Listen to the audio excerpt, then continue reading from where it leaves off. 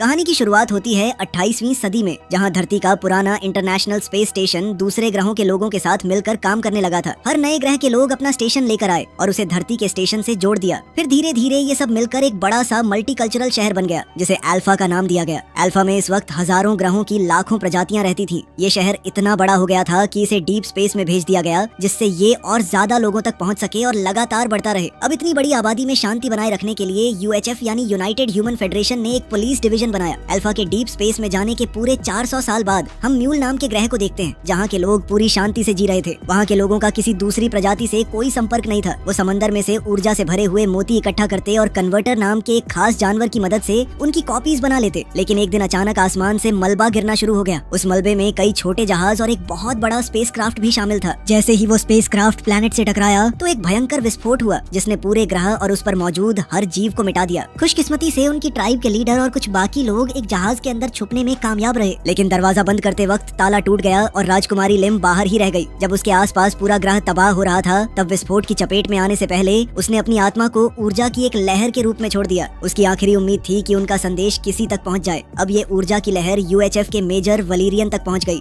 वलीरियन अपनी साथी sergeant Sophie के साथ सफर करता था। वो सोफी के साथ रिश्ता बनाना चाहता था, लेकिन सोफी हर बार उसे मना कर देती। उसका मानना था कि वलीरियन दिल फेंक आशिक है, वो हमेशा उसके साथ नहीं रहने वाला। अब वलीरियन ने जहाज की AI एलेक्स से अपने दिमाग का स्कैन करने को कहा। एलेक्स ने बताया कि उसके दिमाग में कुछ बाहरी ऊर्जा की लहरें पहुंची हैं। इसके बाद वो दोनों प्लैनेट कायरियन पर गए। वहाँ उन्हें डिफेंस मिनिस्टर का संदेश मिला। मिनिस्टर ने उनसे कहा कि वो उस प्रजाति के आखिरी कन्वर्टर को बचाएं और उसे अल्फा में लेकर आएं। ये मिशन बहुत ही खुफिया था। फिर दोनों तुरंत इस मिशन के लिए रवाना हो गए। जैसे ही वो लोग वहाँ पहुंचे, उन्होंने अपने कपड़े बदल लिए ताकि आम टूरिस्ट्स की तरह दिख सकें। फिर वहाँ उनकी मुलाकात मेजर गिब्सन और उसकी टीम से हुई, जो इस मिशन में उनकी मदद करने वाली थी। योजना के मुताबिक वलीरियन को एक वर्चुअल बाजार में घुसना था और फिर एक खास पॉइंट पर सोफी से मिलकर सामान का ट्रांसफर करना था।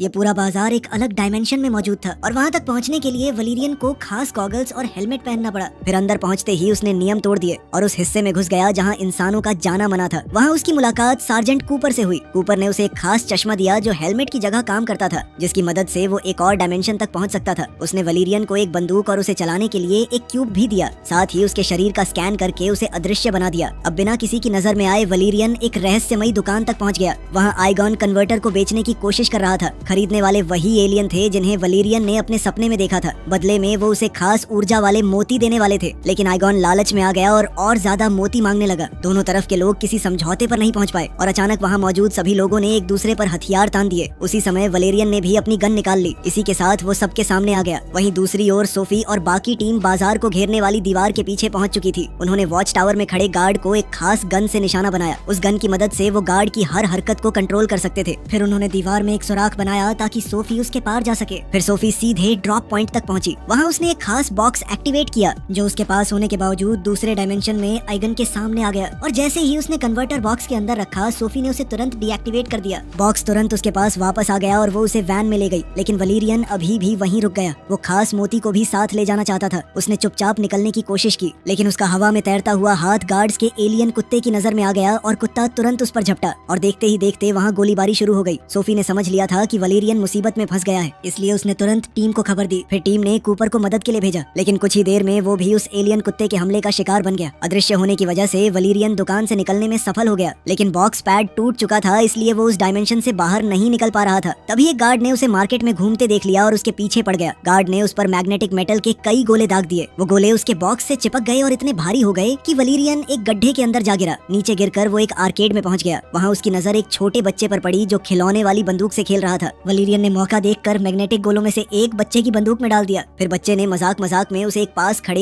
एलियन पर चला दिया। मैग्नेट्स के असर की वजह से बाकी सारे गोले भी उसी एलियन की तरफ खींच गए। आखिरकार वलीरियन उस एक्स्ट्रा बोझ से आजाद हो गया और दोबारा खड़ा हो सका, लेकिन उसकी वजह से बच्चा रो पड़ा और इसके बाद बच्चे का पिता उसके पीछे भागने लगा। वलीरियन मार्केट में दौड़ता रहा और आखिरकार सोफी से टकरा गया। तब सोफी ने तुरंत बॉक्स ठीक कर दिया, लेकिन उसी वक्त गार्ड्स और एलियन कुत्ता फिर से वलीरियन तक पहुंच गए। मुसीबत अभी खत्म नहीं हुई थी। असल में उनकी लोकेशन पकड़ी जा चुकी थी और आइगन ने उनके पीछे एक और भी बड़ा खतरनाक जीव भेज दिया। फिर दोनों जान बचाकर मार्केट से बाहर की तरफ दौड़े। इस दौरान उनके कंट्रोल वाला एलियन उस विशाल जीव पर गोलियां चलाकर उसे रोकने की कोशिश करता रहा। आखिर में सब लोग अपनी गाड़ी तक पहुंच गए, लेकिन वो दानव बहुत तेज था और कुछ ही पलों में उनके पास आ गया। उसने सीधा उनकी वैन पर छलांग लगा दी। फिर पूरी टीम ने उस पर गोलियां बरसाई, लेकिन कोई असर नहीं हुआ। तब वलीरियन ने एलेक्स से संपर्क किया और एआई को उनका स्पेसशिप बुलाने का हुक्म दिया। जैसे ही जहाज पास आया, वलीरियन और सोफी खिड़की से बाहर कूदकर सुरक्षित तरीके से उसमें सवार हो गए, मगर वो दानव भी उनके पीछे जहाज पर चढ़ गया। लेकिन फिर जैसे ही स्पेसशिप ने रफ्तार पकड़ी और एक्सोस्पेस से बाहर निकला तो दानव संतुलन खो बैठा और नीचे गिर गया। उधर सोफी ने कन्वर्टर को एक ट्रीटमेंट कैप्सूल के अंदर सुरक्षित रख दिया था। इसके बाद वलीरियन ने एलेक्स से उस खास मोती की जांच करने को कहा। जांच में पता चला कि उस मोती के अंदर बेपनाह ऊर्जा छुपी हुई थी, लेकिन जब उसने सिस्टम में उस ग्रह की जानकारी देखनी चाहिए तो उस पर रिस्ट्रिक्टेड एक्सेस दिखाया गया, यानी उस ग्रह से जुड़ी जानकारी छुपा कर रखी गई थी। फिर कुछ देर बाद सोफी भी डेक पर आ गई। अब वलीरियन ने एक बार फिर शादी का प्रस्ताव रखा, लेकिन इस बार भी सोफी ने उसे नजरअंदाज कर दिया।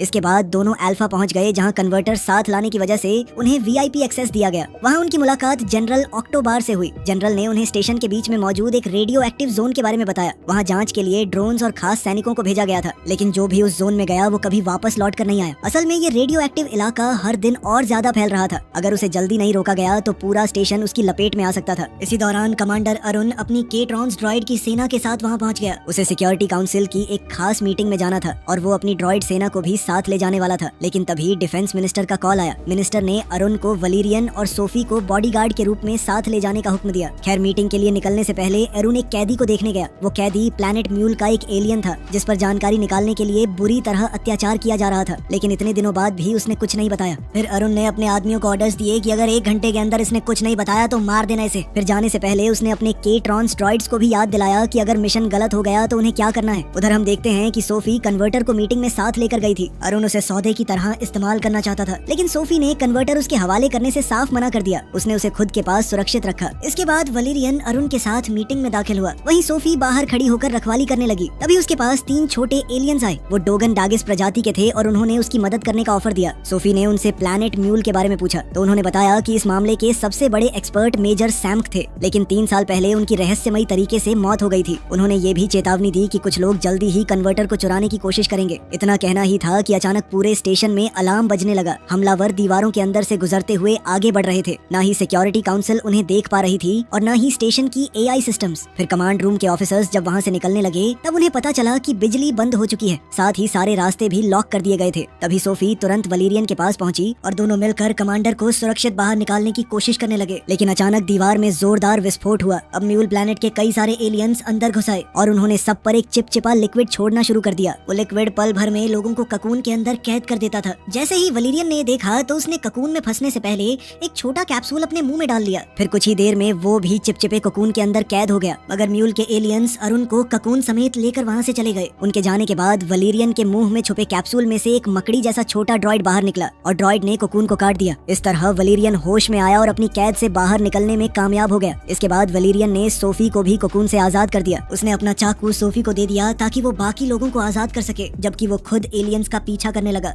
उधर कमांड रूम की बिजली वापस आ गई थी। सोफी ने स्क्रीन पर अरुण और उसके किडनैपर्स की लोकेशन ट्रैक कर ली और फिर वो कम्युनिकेटर के जरिए लगातार वलीरियन को रास्ता बताती रही। उन तक जल्दी पहुंचने का सिर्फ एक ही तरीका था, बीच की दीवार तोड़कर सीधा आगे बढ़ना। इसलिए वलीरियन ने अपने सूट की मदद से दीवार तोड़ दी और अंदर घुस गया। इसके बाद वो अल्फा स्पेस स्टेशन के अलग अलग हिस्सों से गुजर रहा था। कहीं रेगिस्तान था, कहीं जंगल, तो कहीं बिल्कुल अलग दुनिया जैसा माहौल। आखिरकार एलेक्स भी अपना स्पेसशिप लेकर उसके पास पहुंच गई। तब तक एलियंस भी एक एयरक्राफ्ट में सवार हो चुके थे। उसी पल एक तेज रफ्तार चेस शुरू हो गई। इधर वलीरियन ने उनके जहाज पर गोलीबारी शुरू कर दी, लेकिन दुश्मन का स्पेसक्राफ्ट अचानक सैकड़ों छोटे छोटे जहाजों में बंट गया। वलीरियन ने उस जहाज का पीछा किया जिसमें उसे लगा कि अरुण मौजूद है, लेकिन उसका स्पेसक्राफ्ट बहुत बड़ा था। वो उन तंग और टेढ़े मेढ़े रास्तों में दुश्मन का पीछा नहीं कर सकता था, इसलिए उसने स्काई जेट का इस्तेमाल करने का फैसला किया। उसने हुक की मदद से दुश्मन के जहाज को पकड़ लिया। अब जहाज जहाँ भी जाता वलीरियन उसके साथ खींचता चला जाता, लेकिन इस वजह से उसका कंट्रोल खत्म हो गया था। तभी दुश्मन उसे घसीटते हुए डेड जोन के अंदर ले गया। जैसे ही वो वहाँ पहुंचा, सोफी का उससे हर तरह का संपर्क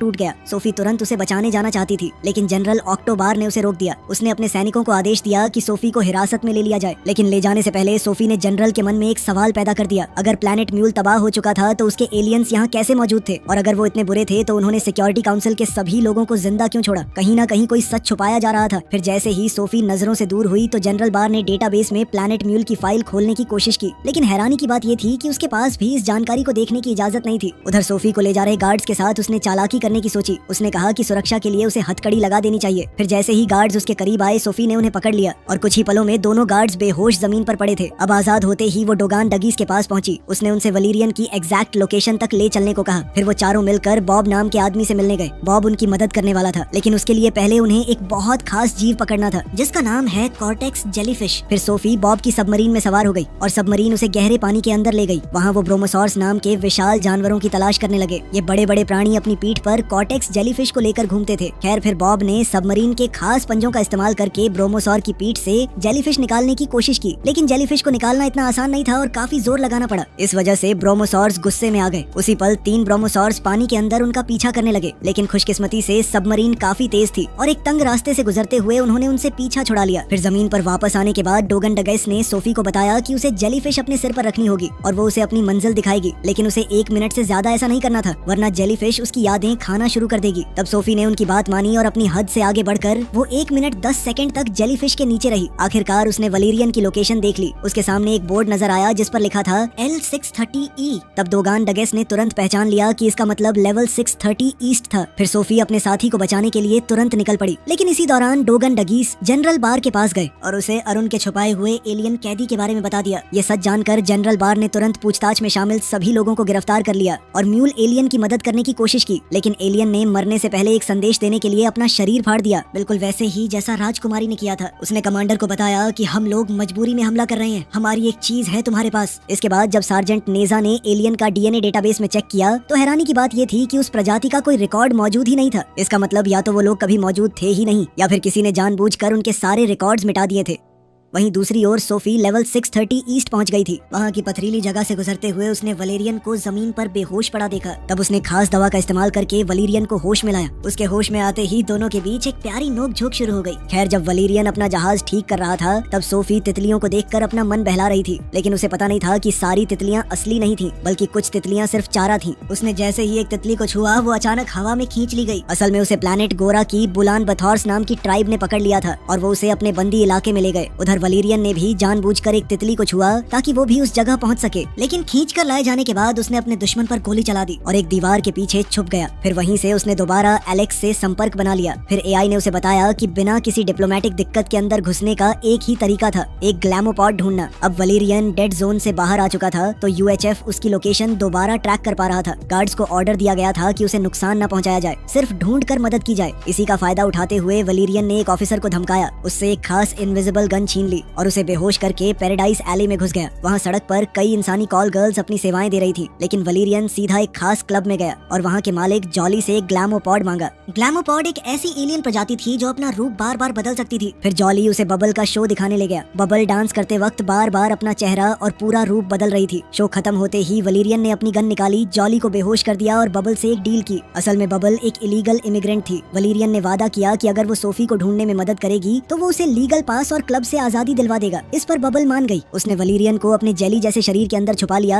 और खुद जॉली का रूप धारण कर लिया। इसी चाल से दोनों क्लब से बाहर निकल गए। फिर सोफी तक पहुंचने के लिए बबल ने फिर से अपना रूप बदला और एक बुलान बथौर बन गई ताकि वो उस जगह आसानी से घुस सके जहां पर सोफी को कैद करके रखा गया था। वहीं दूसरी तरफ सोफी अपने कैद करने वालों से बात करने की कोशिश कर रही थी, लेकिन कोई उसकी बात नहीं समझ रहा था। सब लोग बस उसे अलग अलग कपड़े दिखा रहे थे ताकि वो एक चुन सके। आखिर में उसे एक सफेद ड्रेस पहनाई गई और उसके सिर पर एक बहुत बड़ी टोपी रखी गई। फिर उसे कई नौकरों की लाइन में खड़ा कर दिया गया जो अपने राजा के लिए खाना लेकर जा रहे थे। इसी लाइन में बबल और वलेरियन भी चुपके से शामिल हो गए। राजा एक एक करके सारे पकवान देख रहा था और हर डिश को नापसंद कर रहा था। वलेरियन की डिश भी उसे पसंद नहीं आई। तब वलेरियन लाइन से अलग होकर चुपचाप देखने लगा कि सोफी के साथ क्या होने वाला है। फिर जब सोफी की बारी आई, उसकी ट्रे में सिर्फ एक नींबू रखा था। राजा ने वो नींबू उठाया और उसका रस सोफी के सिर पर निचोड़ दिया। फिर उसने एक अजीब सा औजार निकाला और सोफी की खोपड़ी खोलने की तैयारी करने लगा। तब वलेरियन ने एक पल भी बर्बाद नहीं किया और उसने अपनी ट्रे एक गार्ड के मुंह पे दे मारी। उसके हथियार छीन लिए और बाकी गार्ड से लड़ना शुरू कर दिया। लड़ते लड़ते वो सीधा राजा पर जा कूदा और उसे मार डाला। आखिरकार सोफी आजाद हो गई थी। उसने भी एक मरे हुए गार्ड की तलवार उठा ली और अब सोफी, बबल और वलेरियन तीनों मिलकर गार्ड से लड़ने लगे, लेकिन दुश्मन तो खत्म होने का नाम ही नहीं ले रहे थे। नए गार्ड्स लगातार आते जा रहे थे और लड़ाई और भी ज्यादा खतरनाक होती जा रही थी। तभी वलेरियन ने तुरंत एक प्लान बनाया। उसने सोफी का हाथ पकड़ा और ऐसा दिखाया जैसे वो सीधा दुश्मनों पर हमला करने वाला हो, लेकिन अगले ही पल वो दोनों बबल के साथ एक गड्ढे में कूद गए और नीचे एक नए इलाके में जा पहुंचे। वहीं दूसरी तरफ कमांड रूम में जनरल बार डिफेंस डिफेंस मिनिस्टर से बात कर रहा था। उसने अरुण की खास फाइल्स देखने की मांग की। मिनिस्टर पहले हिचकिचाया, लेकिन आखिरकार उसने इजाजत दे दी। फाइल्स में लिखा था कि प्लैनेट म्यूल जंग के दौरान एक एक्सीडेंट में तबाह हो गया था और वहाँ कोई आबादी नहीं थी। लेकिन जनरल बार तुरंत समझ गया कि ये झूठ था। जब उसने ये जानने की कोशिश की कि उस ऑपरेशन का जिम्मेदार कौन था, तो उसे पता चला कि वो जानकारी भी राज थी। एक और चीज उसे परेशान कर रही थी। अरुण के केट्रॉन्स रोबोट्स हर वक्त आसपास मौजूद रहते थे। उन्हें अरुण ने खुद प्रोग्राम किया था और उन्हें हटाने का कंट्रोल भी सिर्फ उसके पास था।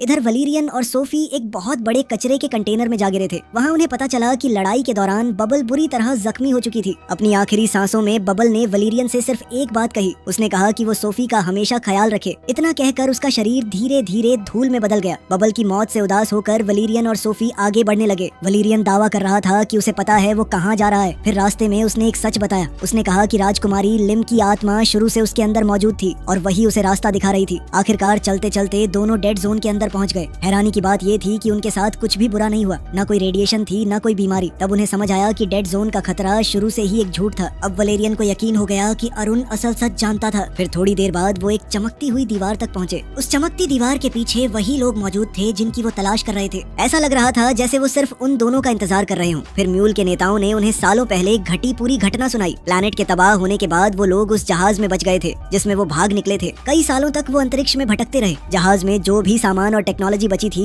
उसी की मदद से उन्होंने जिंदा रहना सीखा। जहाज के डेटाबेस में मौजूद सारी साइंस और जानकारी का इस्तेमाल करके उन्होंने अपनी सभ्यता को दोबारा खड़ा करना शुरू किया। मगर कई सालों बाद कुछ स्क्रैप डीलर्स ने उन्हें ढूंढ निकाला। आखिर में उनका जहाज अल्फा स्टेशन को बेच दिया गया और तब से म्यूल के लोग छुपकर अल्फा के अंदर रह रहे थे। वहाँ रहते हुए उन्होंने और ज्यादा ज्ञान हासिल किया और एक नया जहाज बनाना शुरू किया जिसके जरिए वो किसी नए ग्रह पर अपना घर दोबारा बसा सके। लेकिन उनकी योजना में दो चीजों की कमी थी, एक कन्वर्टर और एक एनर्जी पर्ल। इसी वजह से उन्होंने आइगन को उन दोनों चीजों को चुराने के लिए रखा था ताकि अरुण को उनके बारे में पता न चले। लेकिन बदकिस्मती से वलीरियन और सोफी ने अनजाने में उनकी पूरी योजना बिगाड़ दी थी। मगर अब जब वलीरियन और सोफी को म्यूल के लोगों की पूरी कहानी पता चल गई तो एलियंस ने उन पर भरोसा किया और अरुण को होश में ला दिया। होश में आते ही अरुण ने वलेरियन और सोफी को हुक्म दिया कि वो म्यूल के लोगों को गिरफ्तार कर लें। उसने दावा किया कि ये सब झूठ बोल रहे हैं और जिस वक्त उस इलाके में जंग चल रही थी उस समय प्लैनेट म्यूल पर कोई आबादी मौजूद नहीं थी। लेकिन इस बार वलीरियन और सोफी उसकी बातों में नहीं आए। दरअसल वो पहले ही समझ चुके थे कि असल में हुआ क्या था। सच तो ये था कि उस दिन अरुण ही ऑपरेशन का कमांडर था। उसने बिना परवाह किए मिसाइल्स लॉन्च करने का ऑर्डर दे दिया जबकि वो जानता था कि वहाँ पर लोग हैं। फिर बाद में अपना जुर्म छुपाने के लिए उसने सारे सबूत मिटा दिए। इसी सच को छुपाने के लिए उसने मेजर सैम्क का कत्ल करवाया था। आखिरकार अरुण ने सच कबूल कर लिया। उसने माना कि ये सब उसने किया था। उसका कहना था कि अगर सच बाहर आ जाता तो अल्फा में इंसानों की इज्जत और ताकत दोनों खत्म हो जाती। लेकिन वलीरियन ने उसकी बात सुनने के बजाय सीधा उसके मुंह पर मुक्का दे मारा। फिर उसने अपने पास मौजूद वो एनर्जी पर्ल म्यूल के लोगों को दे दी। सोफी भी उन्हें कन्वर्टर देना चाहती थी। पहले तो वलीरियन ने विरोध किया और याद दिलाया कि कन्वर्टर सरकारी संपत्ति है। लेकिन फिर सोफी ने उससे कहा कि इसी वजह से वो उससे शादी नहीं करना चाहती क्योंकि वो प्यार और इंसानियत की असली अहमियत नहीं समझता। ये बात सुनकर वलीरियन ने अपनी सोच बदल ली और कन्वर्टर भी म्यूल के लोगों को दे दिया। तब सोफी उसके इस फैसले से इतनी खुश हुई कि उसने पहली बार उसके होठों पर किस किया। मगर इसी दौरान जनरल बार के सैनिक और केट्रॉन्स चमकती दीवार के दूसरी तरफ पहुंच गए थे। जांच करने पर उन्हें पता चला कि वहाँ पर कोई कंटामिनेशन है ही नहीं। फिर भी उन्होंने एहतियात के तौर पर बॉम्ब्स लगाना शुरू कर दिया। इधर म्यूल के नेता ने एनर्जी पर्ल को कन्वर्टर को खिला दिया था। आखिरकार उनके पास वो ऊर्जा आ गई जिसकी उन्हें सालों से जरूरत थी। उसी पल नए जहाज का सिस्टम एक्टिवेट हो गया। फिर कुछ ही पलों में एक विशाल होलोग्राम उभर कर आया जो उनके पुराने ग्रह म्यूल की तस्वीर दिखा रहा था। अब उनका मिशन पूरा हो चुका था। राजकुमारी लिम की आत्मा भी आखिर सुकून पा सकती थी। तब म्यूल के लोगों ने उसकी आत्मा को वलेरियन के शरीर से अलग कर दिया। वहीं बाहर सैनिकों के आने की खबर मिलते ही कुछ म्यूल एलियंस दीवार पार करके उनके पास गए। उन्होंने बहुत शांति और नरमी से बात की ताकि सबको समझ आ सके कि उनका किसी को नुकसान पहुंचाने का इरादा नहीं था। ये सब देखकर जनरल बार को भी सच पर और ज्यादा यकीन हो गया। उसी वक्त वलीरियन और सोफी ने उससे संपर्क किया और पूरी कहानी बता दी। लेकिन बॉम्ब्स को रोकने और ऑपरेशन कैंसिल करने के लिए अब भी एक चीज जरूरी थी और वो थी अरुण की इजाजत। तब वलेरियन और सोफी अरुण को खींचकर अंदर लाए और उससे सच बुलवाने की कोशिश की। लेकिन अरुण ने तो उल्टा ही हुक्म दे दिया, सब कुछ खत्म कर दो। उसके इतना कहते ही उसके केट्रॉन ड्रॉइड्स ने हमला कर दिया। ड्रॉइड्स ने दीवार के पास मौजूद लोगों पर भी हमला कर दिया और कमांड रूम में मौजूद ऑफिसर्स को भी मारना शुरू कर दिया। उधर जनरल बार ने सार्जेंट नेजा को काउंटडाउन रोकने का हुक्म दिया। जब सोफी गुस्से में एरन को लगातार मुक्के मार रही थी और वलेरियन दीवार पार करके केट्रॉन्स पर फायरिंग कर रहा था, तब नेजा चुपके से कंट्रोल पैनल तक पहुंच गया। उसने सीधा मेन सिस्टम के सोर्स के साथ काम करना शुरू कर दिया। अब हर सेकंड के साथ वक्त खत्म हो रहा था। आखिरकार नेजा ने धमाके से सिर्फ 1 सेकंड पहले काउंटडाउन रोक दिया। सभी बॉम्ब्स डीएक्टिवेट हो गए और म्यूल के लोग अपने नए स्टारशिप में सुरक्षित तरीके से अल्फा स्टेशन छोड़ने में कामयाब हो गए। फिर कुछ देर बाद बचे हुए कुछ सैनिकों ने कमांडर अरुण को एक जगह पर लटका हुआ पाया। वो उस सुराख के पास लटक रहा था जहाँ से से म्यूल के लोग निकल कर गए थे। ये देखकर जनरल बार ने तुरंत हुक्म दिया कि अरुण को उसके अपराधों के लिए गिरफ्तार कर लिया जाए। इधर वलीरियन और सोफी भी बच निकलने में कामयाब हो गए थे। तब रेस्क्यू टीम का इंतजार करते हुए वलीरियन ने एक बार फिर सोफी से शादी का सवाल पूछा। इस बार सोफी ने उसे सीधा मना नहीं किया, उसने कहा शायद कर भी लूं। फिर उसने आगे बढ़ के वलेरियन को चूम लिया। तो चलो, हीरो को लड़की मिल गई, विलन भी पकड़ा गया। मिलते हैं अगली वीडियो में।